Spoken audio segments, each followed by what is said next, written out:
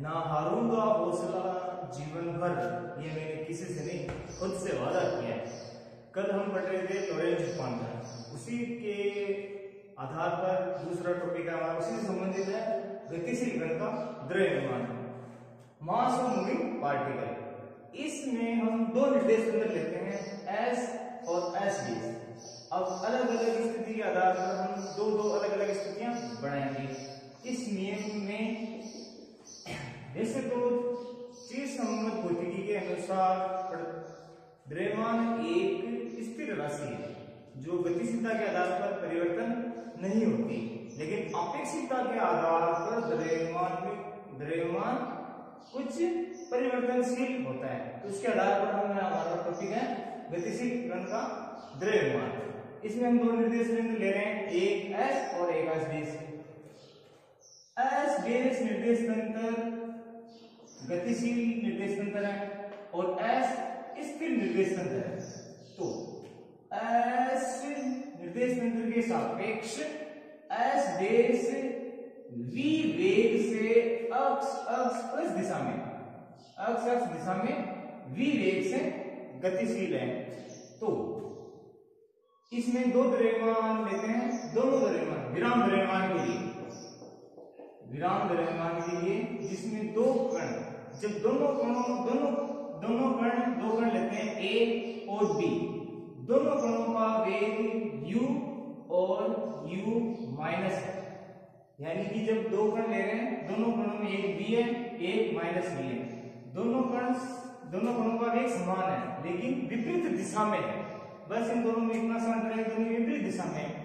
तो जब दो कण जिनके द्रव्यमान समान हो, माना दो कण जिनके द्रव्यमान समान हो और वेग विपरीत दिशा में हो, तो संवेग संरक्षण के नियम से, संवेग संरक्षण जब दो कणों के बीच में टक्कर होती है तो वह संवेग संरक्षण नियम लगता है, उन कणों पर संवेग संरक्षण का नियम लगता है।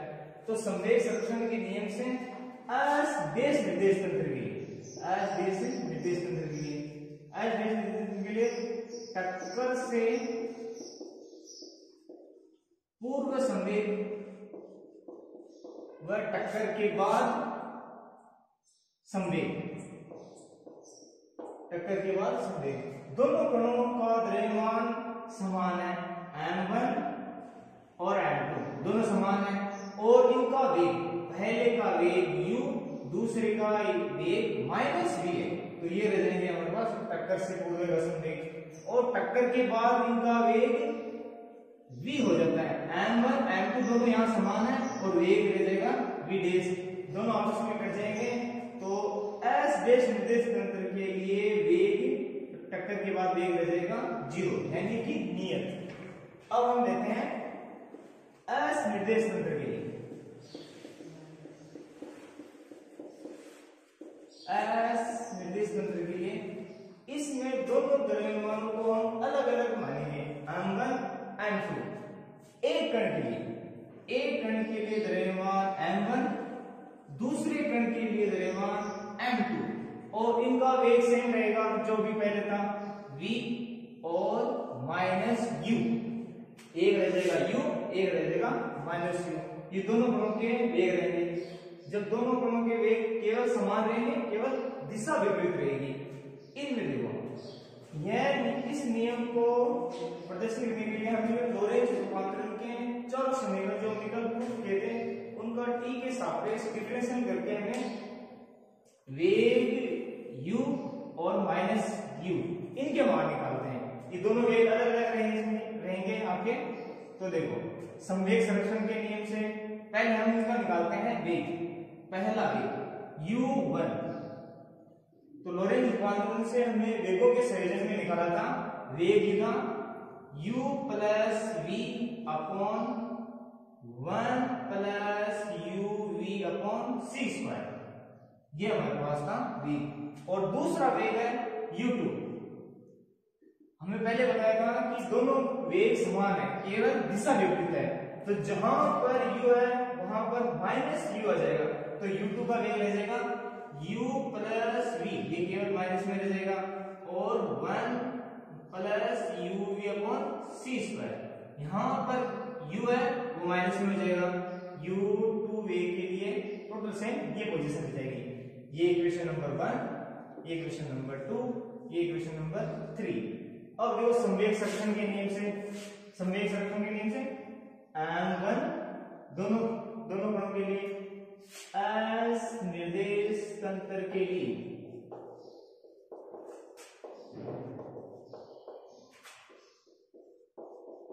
संवेग संरक्षण नियम से m1u प्लस m2u। अब देखो दोनों कणों के वेग u1 और u2, और u1 u2 केवल दिशा में विपरीत रहेंगे, सेम पोजीशन उनकी ये रहेंगी, और टक्कर के बाद इनका वेग m1 m2 और दोनों का वेग हो जाएगा v। दोनों का समान को कॉमन करके लिखा गया है, ये हमारे पास रहेगी इक्वेशन 3। अब देखो हमने पहले संवेग संरक्षण के नियम से हमने एस निर्देश तंत्र के निकाला, टक्कर से पूर्व और टक्कर के बाद संवेग टक्कर से संबंधित होता है। इसमें एक दोनों कण विराम द्रव्यमान के लिए दोनों कण समान थे, वेग अपोजिट साइड में था, तो इनका वेग नियत रहेगा। तो हम एस निर्देश तंत्र के लिए लेते हैं, एस निर्देश तंत्र के लिए u1, ये हमने लोरेंज रूपांतरण में याद किया था, u1 बराबर u plus v 1 plus u v upon c square. u2 केवल उसकी साइड अपोजिट से जाएगी, डायरेक्शन अपोजिट रहेगी, तो यहाँ u की जगह माइनस और इसकी जगह फिर माइनस, ये आपकी इक्वेशन और 2 रह जाएंगे। तो एस डैश निर्देश तंत्र के लिए संवेग संरक्षण के नियम से, तो संवेग संरक्षण के नियम से दोनों माना कि दोनों द्रव्यमान अलग अलग है, उनके वेग भी अलग अलग है, टक्कर के बाद उनका वेग v हो जाता है। इसके बाद में देखते हैं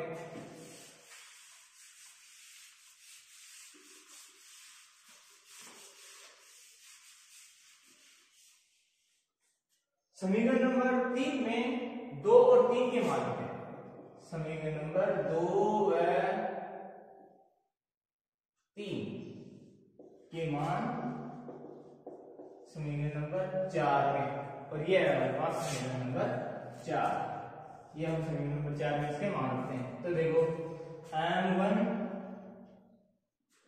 u1 की वैल्यू हम ये रखते हैं u plus v upon 1 plus u upon c square, अब प्लस का प्लस m2 सेम पोजीशन रह जाएगी, minus u plus v 1 minus u v upon c square, ये m2 की वैल्यू आ जाएगी, और इक्वल टू में आपके पास है m1 m2 और दोनों का वेग कॉमन करके लिखा गया है v। ये हमारे पास इक्वेशन है। अब इस इक्वेशन को हम सोल्व करते हैं।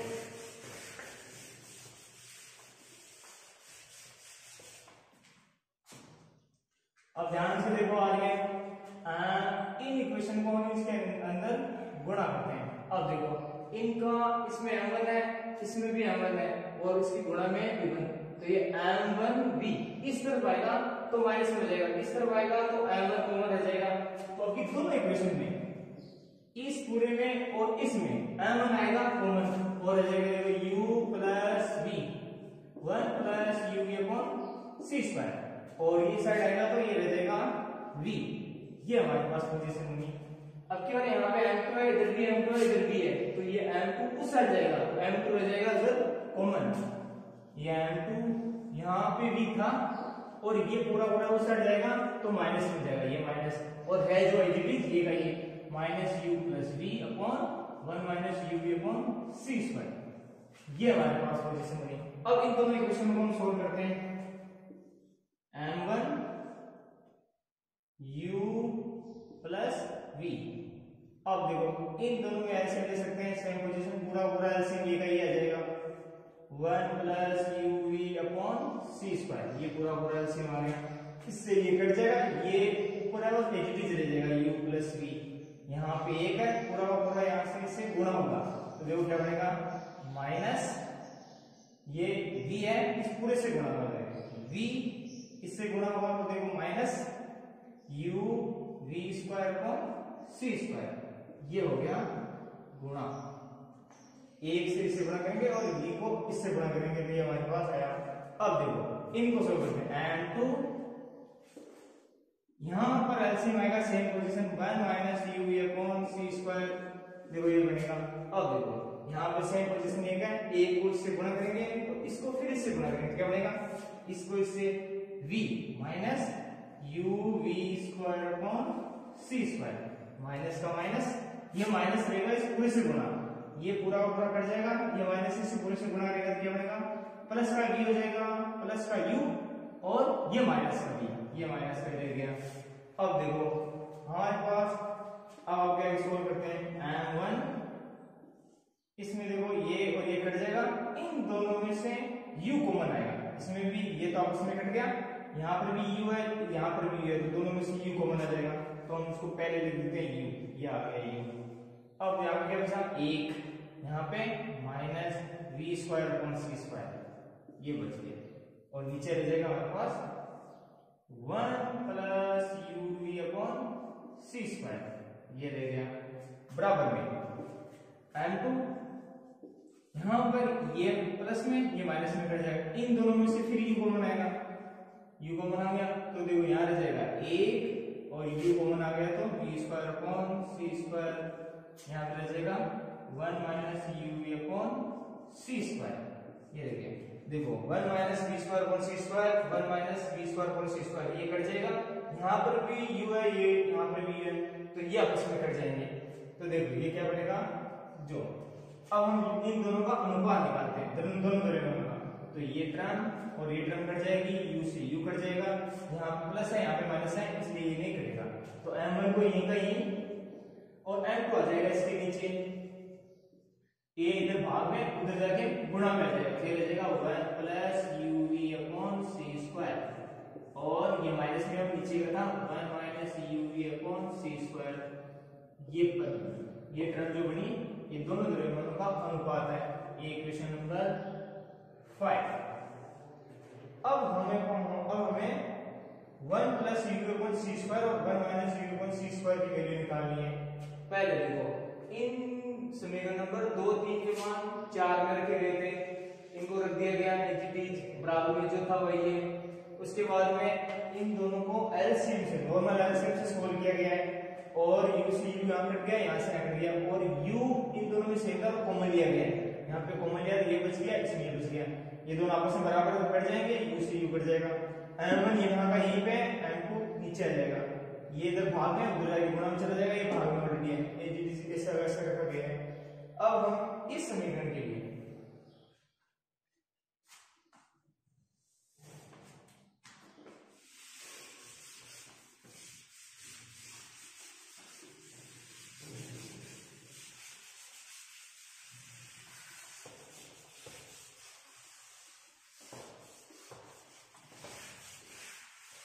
समीकरण नंबर 5 के लिए इन दोनों के मान निकालते हैं, तो देखो अभी भी निकाला था, u1 की वैल्यू हमारे पास थी u plus v 1 plus uv upon c square, तो देखो हमारे पास कुछ पोजीशन इस प्रकार में है, उसके नीचे c स्क्वायर भी है, तो देखो हम पूरी टर्म को एक साथ पहले तो स्क्वायर का निकालते हैं, इनका स्क्वायर किया दोनों तरफ, तो ये भी स्क्वायर हो गया, इसके नीचे c स्क्वायर लगाते हैं, तो इनके नीचे 1 अपॉन में c स्क्वायर कैसे लगा सकते हैं, ये इसको यहाँ वर्ग है, इसको अंदर की ओर लिखेंगे तो ये पूरा 1 है, और यहाँ c स्क्वायर अपॉन में लग जाएगा, ये इसका c स्क्वायर लग गया, और इनमें से एक में से इस पूरे पद को घटाते हैं, एक में से यहाँ भी पूरे पद को घटाते हैं। अब देखो इस पूरी स्थिति से हमें 1 minus u upon c square की वैल्यू प्राप्त होगी, तो देखो इन्हीं को आगे सॉल्व करते हैं, 1 माइनस u1 का स्क्वायर अपॉन c स्क्वायर, ये एजिटीज रहेगा बराबर में, ये है पूरा स्क्वायर में, देखो 1 minus u plus v upon c square का c स्क्वायर, ये जैसे अंदर लिखा जाएगा तो ये स्क्वायर में ही है, c स्क्वायर में ही है, तो ये c स्क्वायर है वो बाहर पूरा पूरा होल स्क्वायर में लगाया गया है, तो इसके स्क्वायर बाहर लगा दिया गया है, नीचे वाले का स्क्वायर हम अलग लिखते हैं 1 plus uv upon c square, अब इसका होल स्क्वायर फिर अलग है, और यहाँ पर है 1, अब इसको सोल्व करने के लिए हमें एलसीएम लेना पड़ेगा, अब देखो ये जीटी जैसा रहेगा 1 माइनस u1 का स्क्वायर अपॉन c का स्क्वायर, इनको आ गया, इनको सोल्व करेंगे तो देखो 1 प्लस uv अपॉन सी स्क्वायर का होल स्क्वायर, ये एक से जाएगा पूरा का पूरा और इसको एक से गुणा करने का, और ये स्क्वायर है तो यहाँ का यहाँ स्क्वायर लिख रहे हैं इसका, इस पूरे का स्क्वायर देखो ऐसे a का स्क्वायर प्लस b का स्क्वायर प्लस 2a का a b का b, ये रहा a square b square 2ab, ये फॉर्मूला बना। अब है चीज माइनस का, ये रहा माइनस का। अब a प्लस b का whole square, a plus b का होल स्क्वायर, इसको बोलते हैं a square b square plus 2ab, ये रहा, ये स्क्वायर हो गया, ये पूरा अभी तक पूरे एक में है। अब देखो अपॉन में सबके सी स्क्वायर है, यहाँ पे स्क्वायर है सी स्क्वायर, तो सबके लग जाएगा सी स्क्वायर, ये सी स्क्वायर लग गया। अब देखो यहाँ पर माइनस है तो पूरा का पूरा माइनस से गुणा होगा, तो देखो ये माइनस इससे गुणा हो जाएगा, ये माइनस प्लस फिर माइनस और फिर माइनस प्लस फिर माइनस। अब ये पूरे की पूरी टर्म एक होगी यहाँ से यहाँ तक। अब देखो यहाँ पर देखो 2uv प्लस अपॉन सी स्क्वायर और 2uv अपॉन सी स्क्वायर, ये सेम है इसलिए कट जाएगा। अब देखो दोनों में, इन दोनों में एक और इससे, इन दोनों को एक साथ लिखते हैं, ये आगे साथ साथ चलता रहेगा 1 माइनस u1 का स्क्वायर अपॉन सी स्क्वायर बराबर, इन दोनों को एक साथ लिखते हैं 1 ये माइनस u स्क्वायर अपॉन सी स्क्वायर, इनको एक साथ। अब इन दोनों में से ये आ गया, ये आ गया, ये और ये बच गया। इन दोनों में से हम पहले देखो, इन दोनों में से v स्क्वायर अपॉन सी स्क्वायर कॉमन लेते हैं, तो देखो माइनस ये वाला v स्क्वायर अपॉन सी स्क्वायर, इनमें से और इनमें से, इनको और इनको देखो, इन दोनों में से हम v स्क्वायर अपॉन सी स्क्वायर को कॉमन लेते हैं, ठीक है, तो यहां रह जाएगा 1 और ये माइनस का है तो ये माइनस का बाहर जाएगा, यहाँ माइनस लग जाएगा, माइनस वी स्क्वायर अपॉन सी स्क्वायर। अब देखो जैसे हमने इसका स्क्वायर किया था तो यहाँ पे स्क्वायर आएगा 4, ए स्क्वायर बी स्क्वायर, देखो बी का सी का स्क्वायर रह जाएगा 4 में, ये रह जाएगा ए स्क्वायर बी स्क्वायर 12 में, तो इनमें बी स्क्वायर और सी स्क्वायर को बनाएंगे तो रहेगा क्या यू स्क्वायर, ये बच जाएगा क्योंकि वी स्क्वायर तो हमने ले लिया कॉमन, और c4 में से c स्क्वायर कॉमन आएगा तो c स्क्वायर आ जाएगा। अब इन दोनों में से देखो, अभी इसके बट्टे में फिर है, बट्टे में 1 प्लस uv अपॉन सी स्क्वायर का होल स्क्वायर, ये हमारे पास था। इसके आगे का देखो 1 माइनस u1 का square upon C square equals to 1 minus u square upon C square, 1 minus u square upon C square, इन दोनों में से ये पूरा पूरा आएगा common, 1 minus u square upon सी स्क्वायर, ये आ गया कॉमन। अब बचेगा क्या, यहां पर तो ये पूरा आ जाएगा कॉमन, तो रह जाएगा 1 और चिन्ह माइनस का, ये पूरा आ गया कॉमन तो ये बच जाएगा वी स्क्वायर अपॉन सी स्क्वायर, और बटे में हमारे पास है 1 प्लस uv अपॉन सी स्क्वायर, ये बना।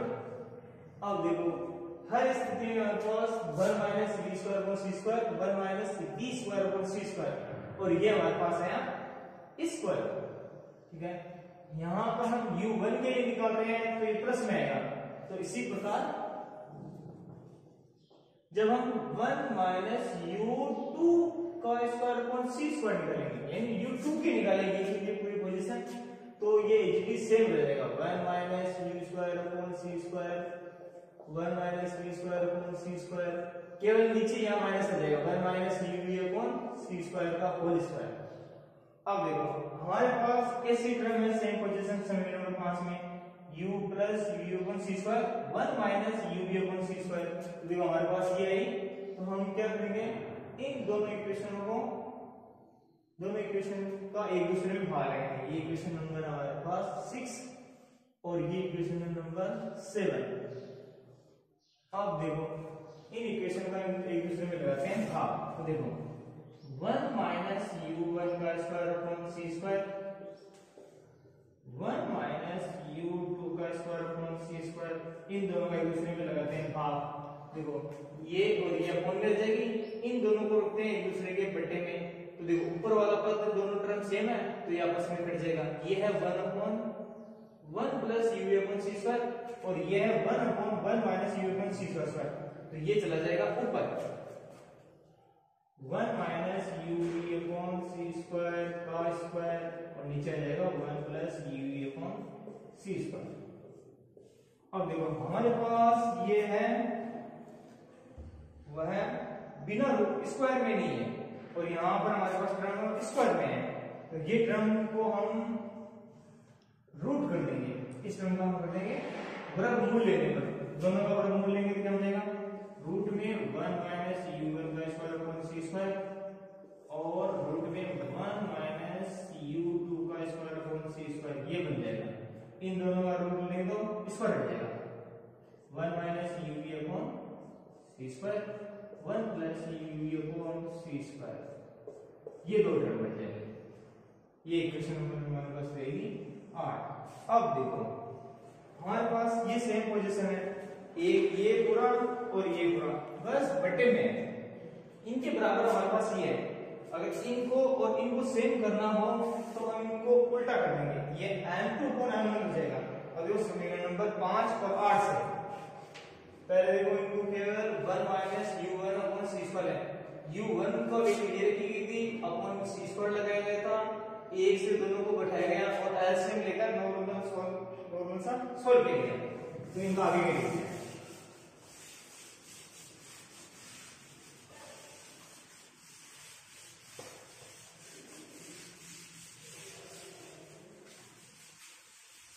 अब देखो समीकरण नंबर 8 और 5 से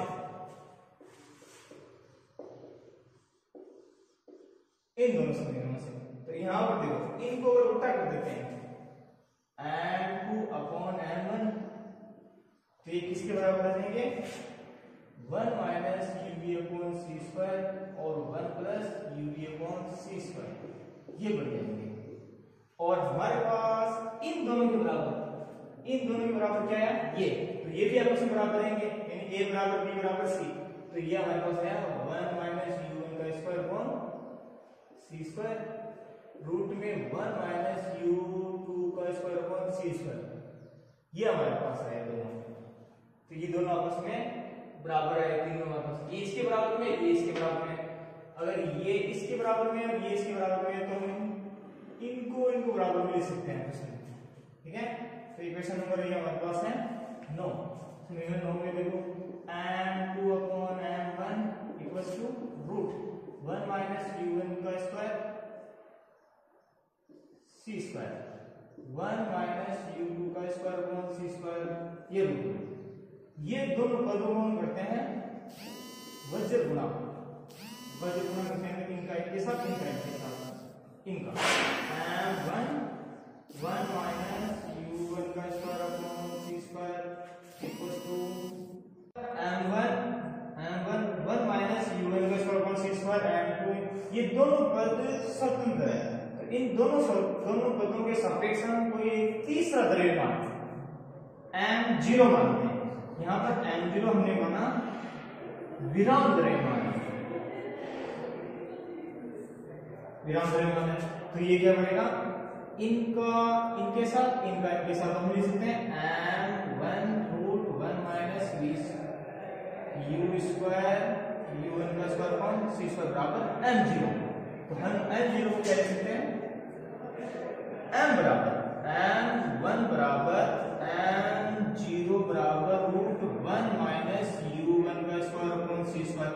इसी प्रकार m2 द्रव्यमान के लिए लिखेगा m0 बराबर रूट 1 माइनस u2 का स्क्वायर अपॉन c स्क्वायर। इन दोनों द्रव्यमानों के अलग अलग में इस प्रकार आएंगे, इसलिए हम अगर किसी एक द्रव्यमान का निकालना हो तो m बराबर m0 बराबर 1 minus u upon c square. ये बन जाएगा। ये किसी गतिशील कण का द्रव्यमान रहेगा। यदि किसी कण का वेग यानी u का वेग प्रकाश के वेग के लगभग बराबर हो जाए तो उस कण का द्रव्यमान अनंत हो जाएगा। ये था क्वेश्चन। ये था हमारे पास गतिशील कण का द्रव्यमान। अब आपके लिए सुनो, मुझे जिंदगी में मौज मिली एक पल नहीं रोज मिली। मुझे जिंदगी में मौज मिली एक पल नहीं रोज मिली। मैंने मांगा था भगवान से एक दोस्त, मुझे यहाँ पूरे विद्वानों की खोज मिली। मैं आशा करता हूँ कि आपको ये टॉपिक समझ में आएगा। जय हिंद।